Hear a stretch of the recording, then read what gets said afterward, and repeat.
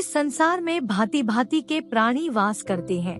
ईश्वर ने इस सृष्टि की रचना पंचतत्व से की है, जिसमें जीवों को अलग अलग रूप दिया गया है। इसलिए कहते हैं कि जीवन मृत्यु, अच्छाई बुराई, दुख सुख ये सब प्रकृति के नियम है। इस संसार में अच्छे लोग होते हैं तो बुरे लोग भी कम नहीं हैं। उसी प्रकार ईश्वर के अलावा बुरी शक्तियाँ भी प्रभाव में होती हैं, जिनको असुर या राक्षस कहते हैं। हिंदू धर्म की कई पौराणिक कथाओं में इन असुरों का उल्लेख मिलता है। तो ऐसे में सवाल है कि आखिर इन असुरों की उत्पत्ति कैसे और कहां से हुई। आइए जानते हैं आखिर इस संसार में असुरों का जन्म कैसे और क्यों हुआ।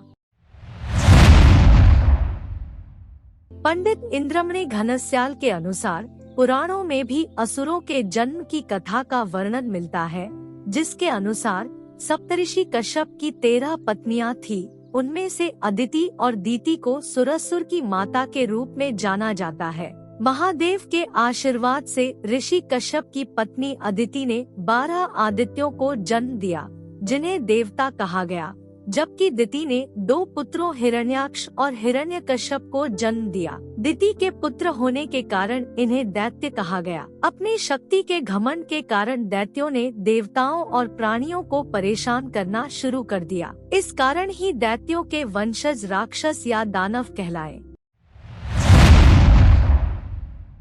पौराणिक कथाओं के अनुसार ब्रह्मा जी ने आदिशक्ति और भगवान शिव के साथ मिलकर सृष्टि की रचना की। वेदों पुराणों में उल्लेख मिलता है कि धरती पर 3 तरह के जीव भू, भुव और स्व पर रहते थे। इसमें भू का अर्थ है जमीन पर रहने वाले, स्व का अर्थ है आकाश में रहने वाले और भुव का अर्थ है जो जमीन और आकाश दोनों के बीच में रहने वाले जीव। ब्रह्मा जी ने जब सृष्टि की रचना की तब सभी हिंसक जीव जंतुओं और मनुष्यों को जमीन पर रहने भेजा, देवताओं को आकाश में रहने भेजा और राक्षसों को धरती के जीवों और देवताओं की रक्षा के लिए आकाश और जमीन के बीच में रहने के लिए भेजा। रक्षा करने की प्रवृत्ति के कारण ही इन्हें राक्षस कहा गया। ऋग्वेद में 105 बार राक्षस शब्द का उपयोग अच्छे अर्थ में किया गया है। बताया जाता है कि पहले राक्षस धरती और आकाश में रहने वाले प्राणियों की रक्षा करते थे,